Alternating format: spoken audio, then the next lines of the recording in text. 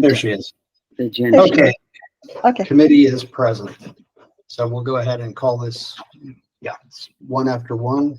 We'll go ahead and call this meeting to order of the Uptown Community Planning Group Interim Election Committee. Let's see, first order of business, the consent agenda. Do I have a motion to approve the consent agenda, which consists of the minutes and the adopting the agenda? I so move. I'll second. Okay, and as chair, I'll abstain, so that passes by default. All right, so we'll open this up for public comment. You'll have 1 minute to comment, should you choose. Let's see, let me get the timer ready. Apologies for the moving camera here.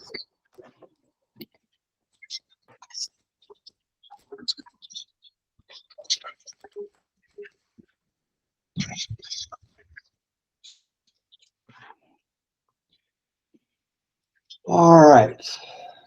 So if you'd like to make a comment, should be able to raise your hand.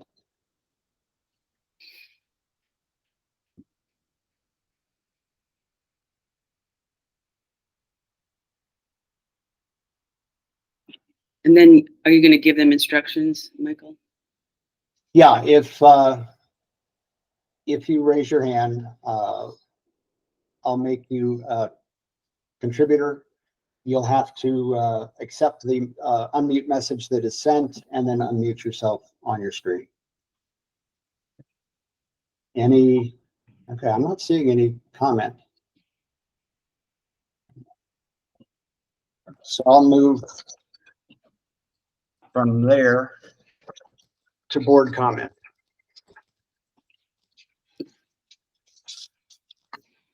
Anything, Gail? No, I don't have any. Okay. Sharon, anything? Oh. All right. I'll make a couple of quick comments. The first is that making good progress with voter registration.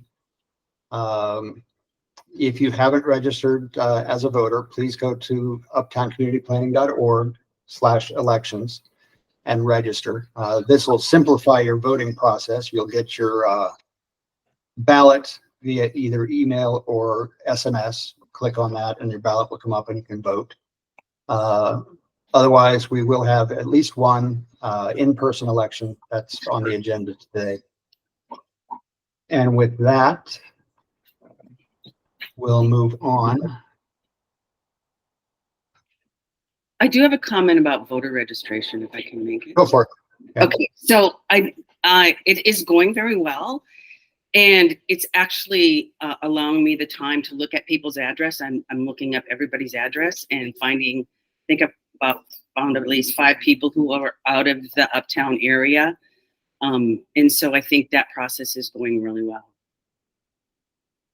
And seems to be that people are able to submit their documents without any trouble, and haven't had any complaints about it yet.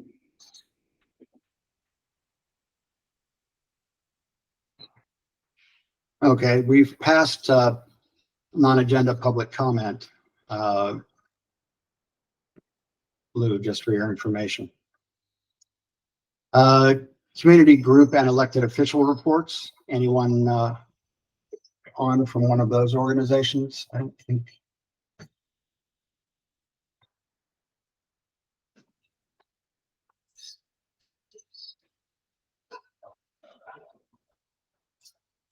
I'll go ahead and give, since she joined late, I think I'll go ahead and give Lou a minute. Let me get the timer back out.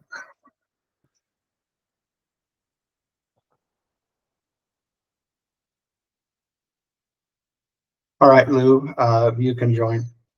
Go ahead. Thank you. I'll just add a comment. I'm sorry that I missed the first moments of the meeting. Sorry. Thank you. I'd like to add a comment that I'm concerned about not having answers to important questions about election procedures that have been asked, partially or incompletely or confusingly answered. I followed up with a response to those, received no answer. We've been told that the planning department will not answer questions about this. It's all referred to this committee, and this committee isn't answering questions either, except selectively and partially and confusingly and all of the above. And I would really appreciate if this committee would follow the guidelines in the proposal for the Uptown CPG. It said it would be collaborative, it would be open, it would be transparent. And that's not what I'm experiencing. And not even getting responses to some. All right, Lou, thank you. You're welcome.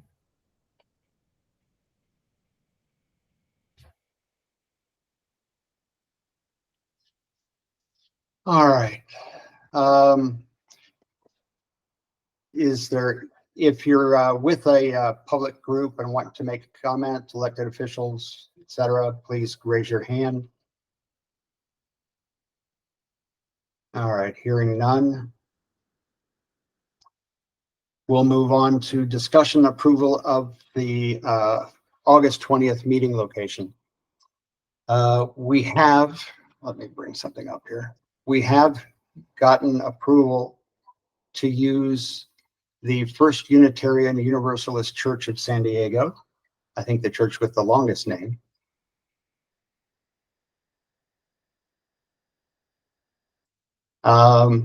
See if I can make that any larger. It's located at, let me check the address. I think it's 4190, yeah, Front Street, directly across from the entrance to UCSD Hospital. They have parking out front. I think we're using Bard Hall, which is back towards the back. For handicapped access, there is a small parking area back here, which gives you direct entrance into the hall. For the rest, you walk through the path here. But they have great Wi-Fi. They have good space. I know it's been used for candidate forums and other things. So we'll, if the committee approves this as the location for the August 20th in-person election and announcement of the board, we'll go forward with that and publish it on the website. There is one change we will have to make to our published schedule. We have the space from 6 until 9, and we currently have the announcement of the board at 9, so we'll have to push that back a little bit. The election ends at 8, so we had an hour in between there. So we'll tentatively go for 8:30 if we get that motion from the committee for the announcement of the board. All right, do I have a motion to accept that as the location for the August 20th meeting with the proviso that we have to be out there by 9? Yeah, I Michael, so move. Oh, Okay. I'll second. Okay, with that, I'll go ahead and open it for public comments.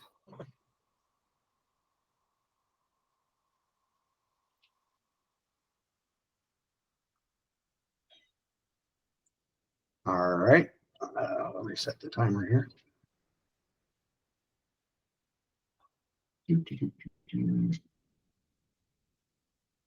All right, Lou, you're on. I wonder how many people are on for the time restrictions that you're using. We can't see that when we're in this meeting format. But I would like to say about the location, which is the topic that you're addressing, and the timing. Yes.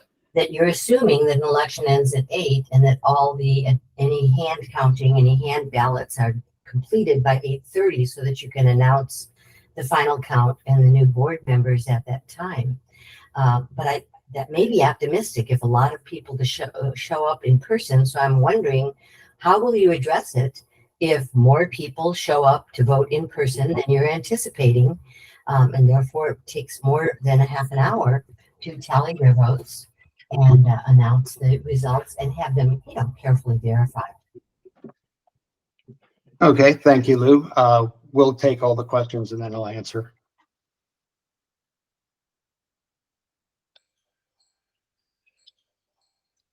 Anybody else have a question?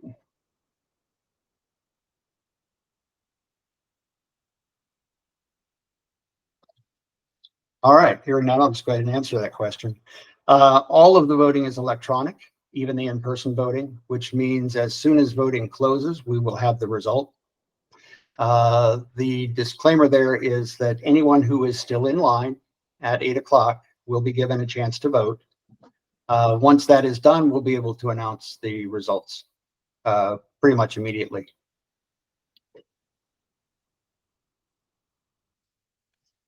And if that takes longer than 8:30, I think it takes longer than 8:30, but tentatively we'll schedule the announcement of the new board for 8:30. Yes. Lou asked how many people were watching. My screen says 13 at the moment. Oh, okay. Sorry, I missed. I Okay. should have answered that as well. Thank you. I'll have to see if there's a way I can get the participant list to show in this format. Because I have no objection to it showing. I'm just not sure there's an option for that.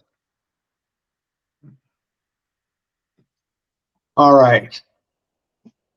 So we have a motion and a second. Either of you have comment on that location or? No, I think it's, it's nice that there's Wi-Fi and, which we'll need. And I'm sure there's plenty of outlets if we need to plug in and all that kind of stuff. Yeah, So, it's a good updated facility. yeah. And I've attended meetings at that in that hall, and it works very too. well. Yeah. All right. With that, put it to a vote. Yes. I vote yes. And chair abstains. Motion passes. That will be the location of our August 20th in-person election. We are still looking to see if there's an alternate location for another in-person voting opportunity. I'd like to have it on the other end of Uptown, but we'll see. Unfortunately, the traditional location has no usable Wi-Fi at Joyce Beers, so that one's out of the running for the moment. All right, let me move back to the agenda. Are we going to talk about recommendations? Is that what you're saying? We can, if you'd like to make some additional recommendations for an in-person voting. Sure. So I looked at the library, the Mission Hills Hillcrest Library, and for a Saturday, and unfortunately, they're Oh, go ahead. Sorry, just noticed we have more commenters. Oh, okay. Unfortunately, they're all booked up on Saturdays. There's a possibility of doing outside, but there's no outlets that are live on the outside patio. So that might be an issue. I don't know about that. And then we could also use probably the lobby, but the community room is booked for any of the Saturdays. Yeah, I'd really like to do something on the Bankers Hill, University Heights side of the world. Since we're over in Medical Center, Mission Hills area for the 20th.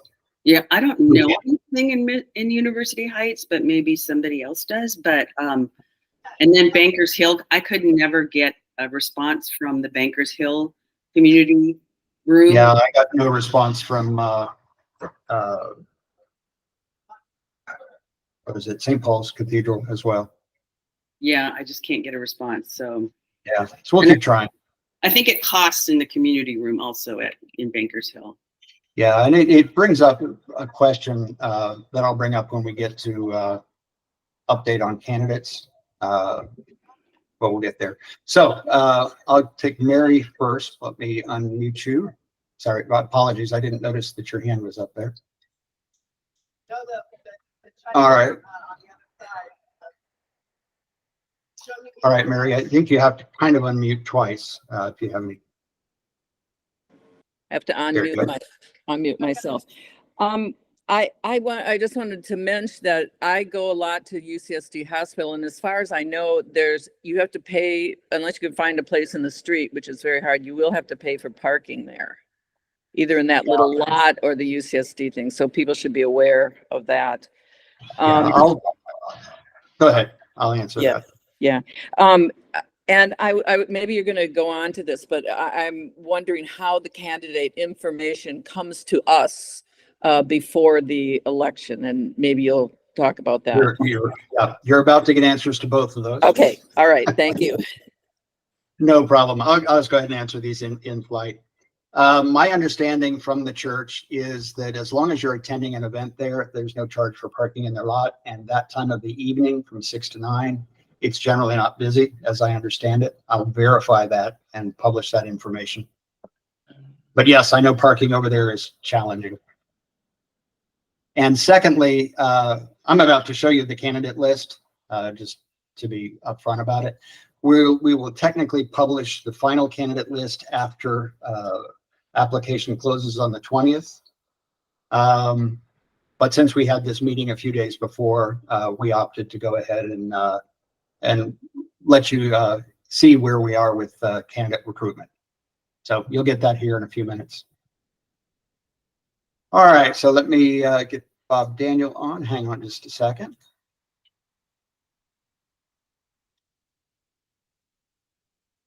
All right, Bob. Can you hear me? Yes, we can. I just wondered if you've tried a dry run at the church location with the electronics and voting, and if so, how did it go? We have not run at that location at this point. The approval just came within the last few days from their managing board there. So we will do a dry run, but not quite yet. We've got some time between now and the 20th for sure of August. But yes, we do want to do dry runs just to make sure that all the processes work correctly. Okay, thank you. You're welcome. But I All might right. add, Yeah, I might go ahead. add, the 2 meetings I've attended at that location were in the evening, and they were well attended, and the parking, it wasn't a problem. There was room in the lot.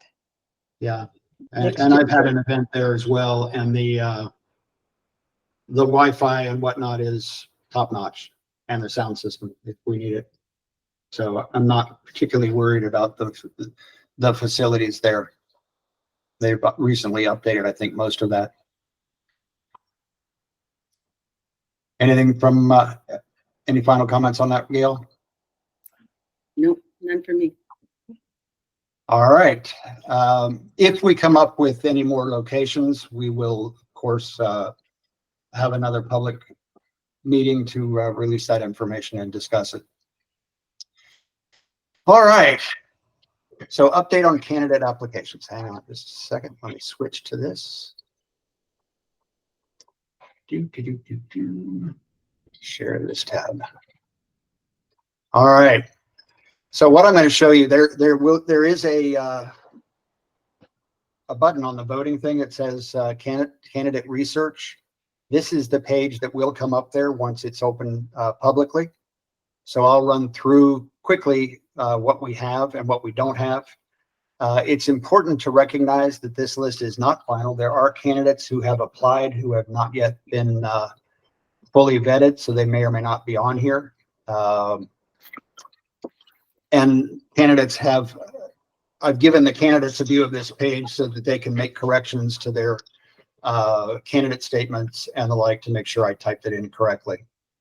So this is draft, but I have no objection to sharing it. So Bankers Hill Park West, we have Mike Singleton as an owner, Tyler Ward as a renter, and David Harrison as a renter. Hillcrest is fairly full. We have Alberto Guardado,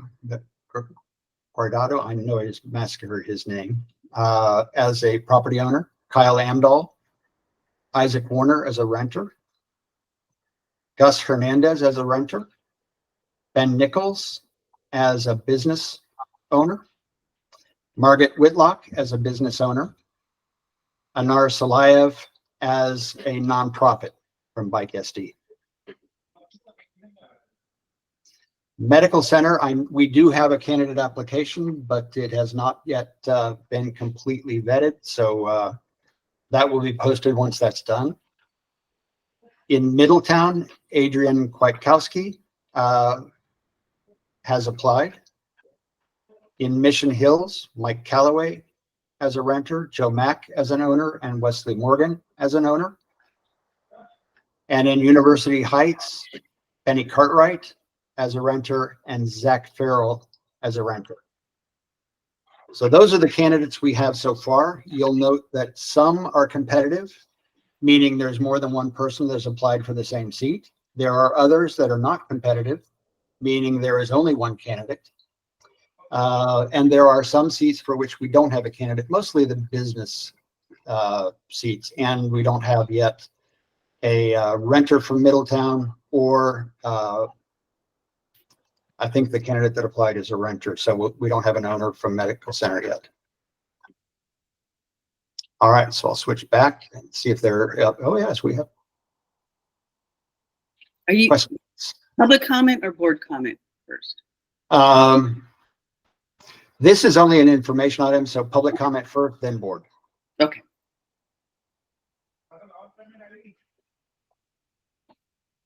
All right, Lou, you're up. Thank you. First, I just want to say I'm surprised and disappointed that this list is not just being announced for the first time today. It's been on your website. I saw it days ago. Maybe you tried to bury it more deeply than you did, but it was available to the public for days. And you had put in writing and stated at meetings that you would not release the names of candidates until the candidate application period ended. And that period, of course, doesn't end until the 20th. So I think that's a breach of your own protocol that you announced and publicized, and that it's inappropriate. And I would also say that this is advertising now for these candidates that other candidates who may apply later will not receive. And you should go on your website, block any availability until those candidate statements and everything else, not keep them public until after all the candidates are not only applications are in, but you've made your final decisions about those. And All right, thank you, Lou.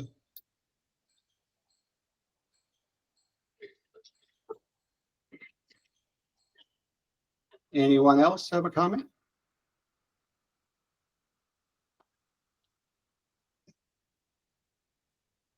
All right. Then we'll go ahead and move on. Let's see.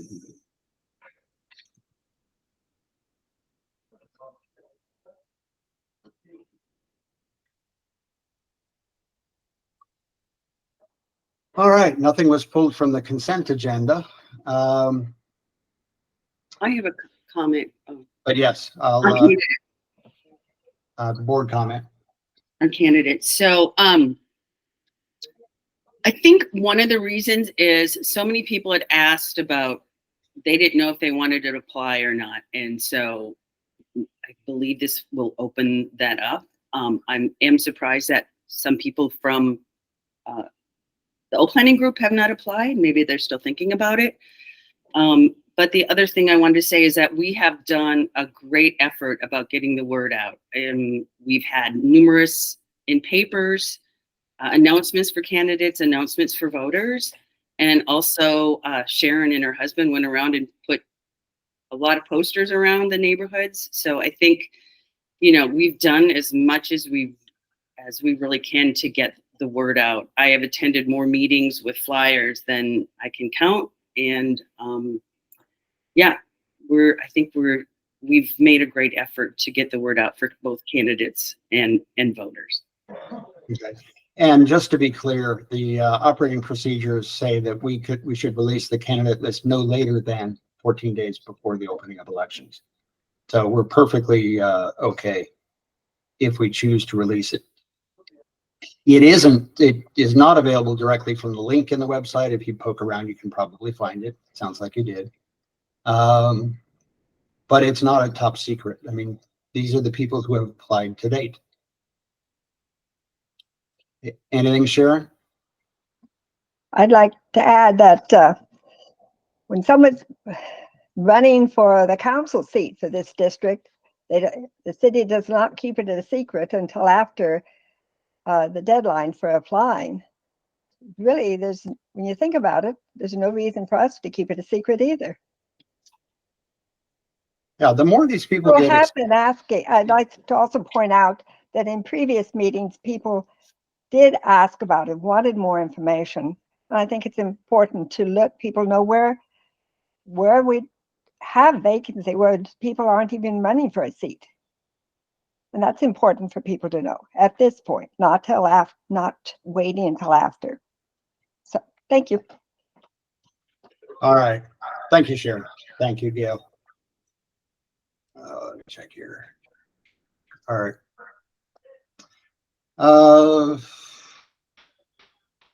Do we want to set a date for the next meeting? I think we should have one prior to the opening of the election, which is August the 8th.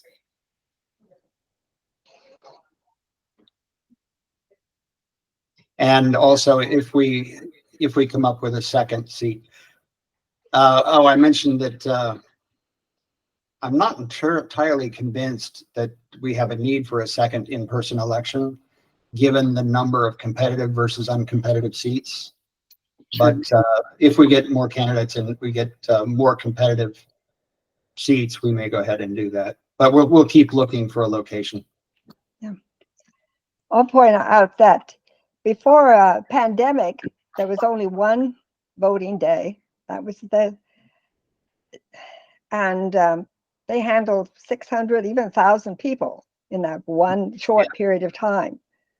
So we shouldn't have any problem just having one day. We did multiple days because of the pandemic. Yeah. And we do have the option for everyone to vote for 2 weeks or 10 days. I forget what the period is. 8th to the 20th, virtually. And anybody can apply to do that at any time during, from now until then.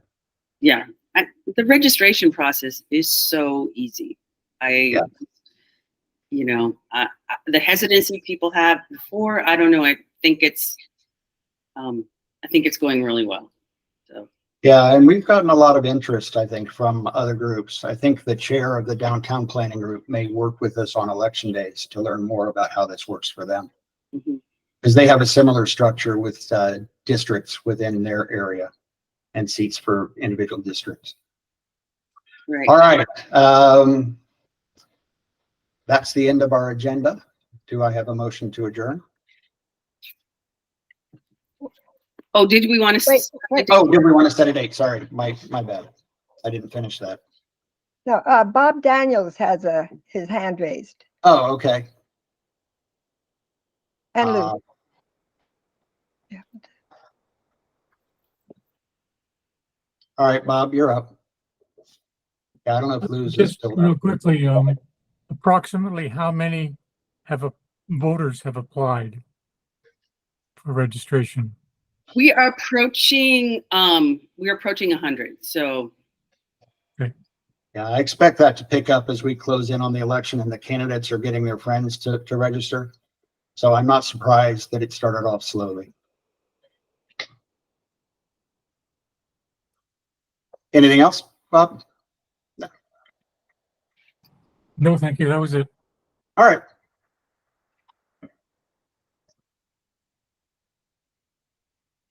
All right. Did we want to set a date? Sorry, I even have my calendar up here.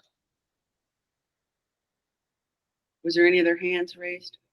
Are we good? Yes, I see Lou and Mary have their hands raised.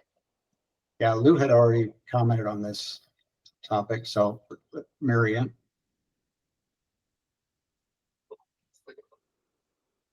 Go ahead, Mary.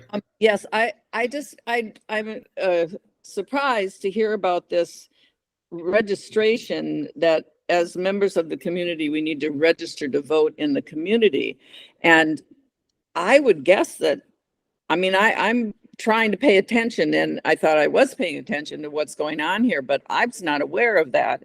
And I wonder if people who live here realize that they have to re-register. Being registered to vote in the city of San Diego is not enough. They have to re-register as part of the community, is what I'm understanding.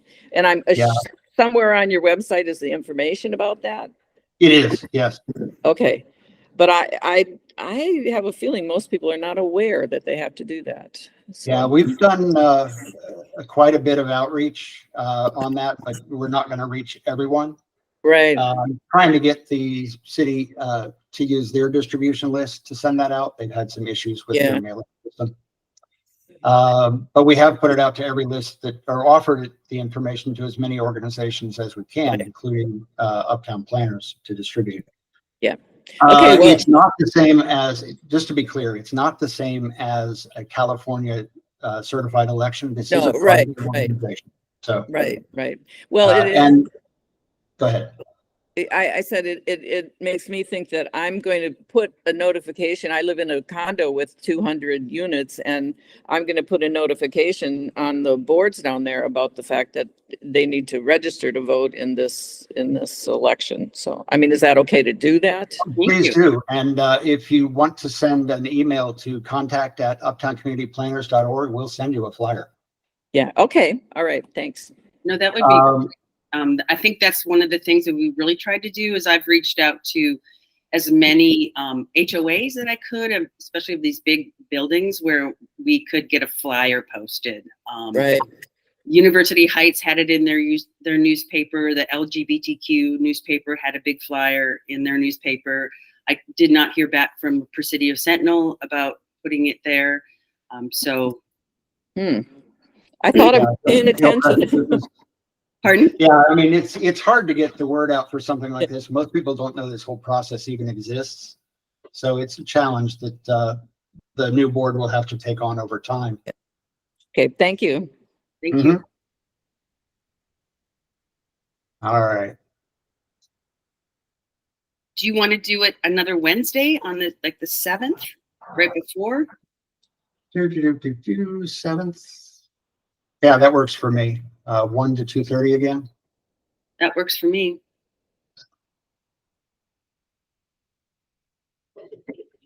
August 7th, 1 to 2:30.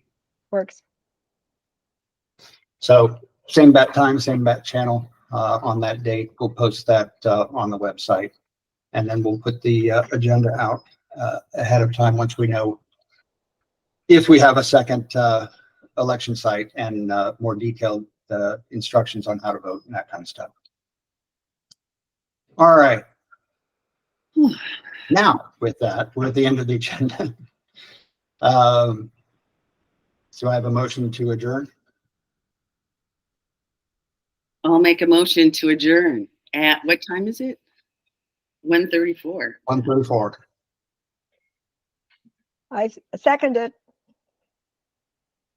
And motion passes. Thank you all very much. And I hope to see you all voting in the election. All right. Thank Take you. care. Bye-bye.